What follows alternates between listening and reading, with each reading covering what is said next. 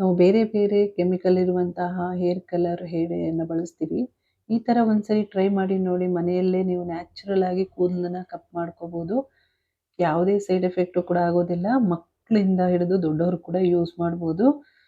Welcome back to my channel. ಇವಾಗ ಯಾವ ಥರ ರೆಡಿ ಮಾಡೋದು ಅಂತ ನೋಡೋಣ. ನಾನು ಒಂದು ಕಬ್ಬಿಣದ ಬಾಣಲಿನ ಸ್ಟವ್ ಮೇಲೆ ಇಟ್ಕೊಂಡಿದ್ದೀನಿ. ಅದಕ್ಕೆ ಮೆಂತ್ಯ ಕಾಳನ್ನ ಹಾಕ್ಕೊಳ್ತಾ ಇದ್ದೀನಿ. ನಿಮಗೆ ಎಷ್ಟು ಬೇಕೋ ಅಷ್ಟು ಮೆಂತ್ಯ ಕಾಳನ್ನ ಹಾಕೋಬೋದು.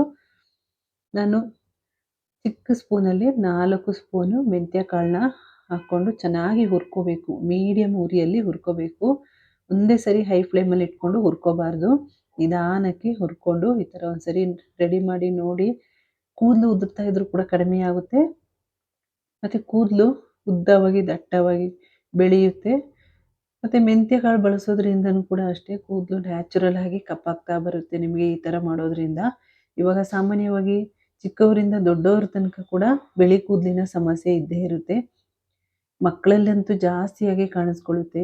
ಈ ಥರ ಹಾಕ್ತಾ ಬನ್ನಿ, ನೀವು ರೆಡಿ ಮಾಡಿಬಿಟ್ಟು ನಿಮಗೆ ಮಕ್ಕಳಲ್ಲಿ ಬಿಳಿ ಕೂದಲು ಕಾಣಿಸೋದೇ ಇಲ್ಲ. ನ್ಯಾಚುರಲ್ ಆಗಿ ಕಪ್ಪಾಗ್ತಾ ಬರುತ್ತೆ. ಯಾವಾಗಲೂ ಇದನ್ನು ವಾರದಲ್ಲಿ 2 ಸರಿ ಮಾಡಿದ್ರೆ ನಿಮಗೆ ಬಿಳಿ ಕೂದಲಿನ ಸಮಸ್ಯೆ ಕಾಣಿಸ್ಕೊಳ್ಳೋದೇ ಇಲ್ಲ. ಚೆನ್ನಾಗಿ ಬ್ರೌನ್ ಕಲರ್ ಬರೋ ತನಕ ಫಸ್ಟು ಮೆಂತ್ಯನ ಹುರ್ಕೊಂಡಿದ್ದೀನಿ. ಆಮೇಲೆ 1 ಹಿಡಿಯಷ್ಟು ಕರಿಬೇವಿನ ಸೊಪ್ಪನ್ನ ತೊಗೊಂಡಿದ್ದೀನಿ. ಒಣಗಿರುವ ಕರಿಬೇವಿನ ಸೊಪ್ಪಾದರೂ ತೊಗೋಬೋದು, ಇಲ್ಲ ಹಸಿದ ಕರಿಬೇವಿನ ಸೊಪ್ಪಾದರೂ ಕೂಡ ತೊಗೋಬೋದು. ಇದನ್ನು ಕೂಡ ಅಷ್ಟೇ ಆದಷ್ಟು ಮೀಡಿಯಮ್ ಫ್ಲೇಮಲ್ಲಿ ಹುರ್ಕೊಳ್ಳಿ. ಕರಿಬೇವಿನ ಸೊಪ್ಪು ಬಳಸೋದ್ರಿಂದ ನಿಮಗೆ ನ್ಯಾಚುರಲ್ ಆಗಿ ಕಪ್ಪಾಗುತ್ತೆ ಮತ್ತು ಒಳ್ಳೆಯ ಒಂದು ಶೈನಿಂಗ್ ಬರುತ್ತೆ. ಕೂದಲು ಕೂಡ ಚೆನ್ನಾಗಿ ಬೆಳೆಯುತ್ತೆ. ಬುಡದಿಂದ ಸ್ಟ್ರಾಂಗ್ ಆಗಿ ಬೆಳೆಯುತ್ತೆ ನಾವು ಕರಿಬೇವಿನ ಸೊಪ್ಪನ್ನ ಹಾಕೊಳ್ಳೋದ್ರಿಂದ. ನೀವು ಎಣ್ಣೆ ಕಾಯಿಸೋ ಕೂಡ ಕರಿಬೇವಿನ ಸೊಪ್ಪು ಹಾಕ್ಕೊಂಡು ಕಾಯಿಸ್ಬಿಟ್ಟು ಹಾಕ್ಕೊಂಡ್ರೂ ಕೂಡ ಚೆನ್ನಾಗಿ ಉದ್ದವಾಗಿ ಬೆಳೆಯುತ್ತೆ. ಹೇರ್ ಫಾಲ್ ಆಗ್ತಾ ಇದ್ರೂ ಕೂಡ ಕಡಿಮೆ ಆಗುತ್ತೆ. ಇವಾಗ ಚೆನ್ನಾಗಿ ಹುರ್ಕೋಬೇಕು. ಕಲರ್ ಚೇಂಜ್ ಆಗ್ತಾ ಬರ್ತಾ ಇದೆ. ಕಡಿಮೆ ಉರಿಯಲ್ಲೇ ಇಟ್ಕೊಂಡು ಹುರ್ಕೋಬೇಕು. ಜಾಸ್ತಿ ಹೈ ಫ್ಲೇಮಲ್ಲಿ ಇಟ್ಕೊಂಡು ಒಂದೇ ಸರಿ ಹುರ್ಕೋಬಾರ್ದು. ನೋಡಿ, ಇವಾಗ ಕಲರ್ ಕರಿಬೇವಿನ ಸೊಪ್ಪದು ಕೂಡ ಚೇಂಜ್ ಆಗಿದೆ ಮತ್ತು ಮೆಂತ್ಯ ಕಾಳು ಕೂಡ ಫುಲ್ ಕಪ್ಪಾಗಿದೆ. ಇದು ಚೆನ್ನಾಗಿ ತಣ್ಣಗಾಗಬೇಕು.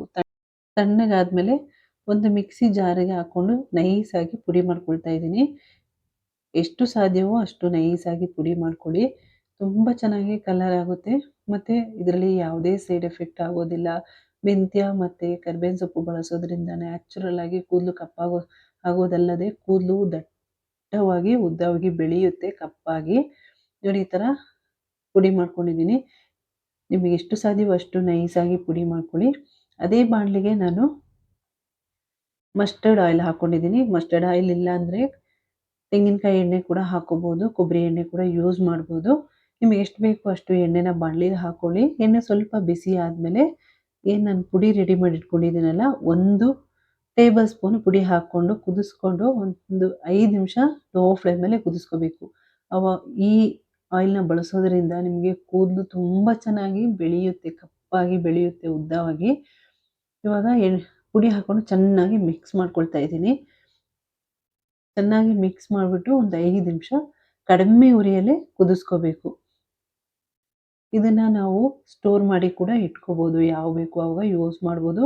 ಇದನ್ನು ವಾರದಲ್ಲಿ 2 ಸರಿ ಮಾಡ್ತಾ ಬನ್ನಿ.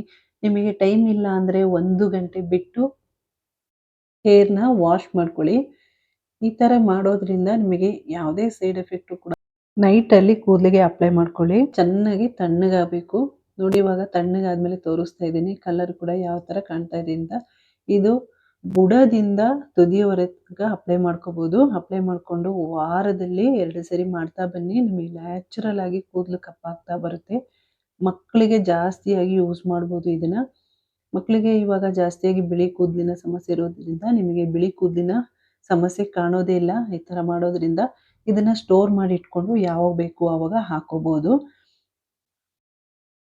ಇಲ್ಲ ನೀವು ಸ್ನಾನಕ್ಕೆ ಹೋಗೋಕ್ಕಿಂತ ಅರ್ಧ ಗಂಟೆ ಮುಂಚೆ ಆದರೂ ಕೂಡ ಅಪ್ಲೈ ಮಾಡಿಬಿಟ್ಟು ಆಮೇಲೆ ಶಾಂಪು ಮಾಡ್ಕೋಬೋದು. ತುಂಬ ಚೆನ್ನಾಗಿ ವರ್ಕ್ ಆಗುತ್ತೆ. ಮಾಡ್ತಾ ಬನ್ನಿ. ಕೂದಲು ಕೂಡ ದಪ್ಪವಾಗಿ ಬೆಳೆಯುತ್ತೆ, ತುಂಬ ಸ್ಟ್ರಾಂಗ್ ಆಗಿ ಬೆಳೆಯುತ್ತೆ. ಈ ಆಯಿಲ್ನ ರೆಡಿ ಮಾಡಿ ಹಾಕೊಳ್ಳೋದ್ರಿಂದ ನ್ಯಾಚುರಲ್ ಆಗಿ ಕೂದಲು ಬೆಳೆಯುತ್ತೆ. ಈ ವಿಡಿಯೋ ಇಷ್ಟ ಆಗಿದ್ರೆ ಲೈಕ್, ಶೇರ್, ಸಬ್ಸ್ಕ್ರೈಬ್ ಮಾಡ್ಕೊಳ್ಳಿ. ಅಲ್ಲೇ ಪಕ್ಕದಲ್ಲಿರುವ ಬೆಲ್ ಐಕನ್ನ ಕ್ಲಿಕ್ ಮಾಡ್ಕೊಳ್ಳಿ. Thank you.